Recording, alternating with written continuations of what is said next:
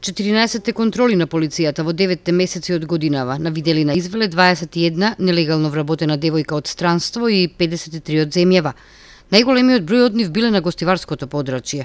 Од нив 8 од Албанија, 7 од Србија, 3 од Косово, 2 од Бугарија и една со македонско потекло од Швајцарија.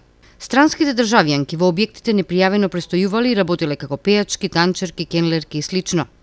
Против нив изготвени се барања за поведување прекршачна постапка и по изречените судски прекршачни санкции и глоба, девојките се соочиле со депортирање во нивните матични земји и со забрана за влез во Република Македонија од 3 до 5 години.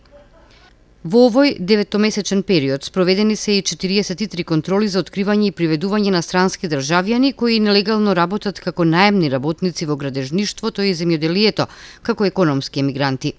При тоа, приведени се 71 странски државјани, од кои 66 од Република Албанија, 4 од Србија и 1 од Косово. Согласно законската регулатива, истите се депортирани во матичните земји со забрана за влез во Македонија од 1 до 3 години и соодветни прекршачни санкции.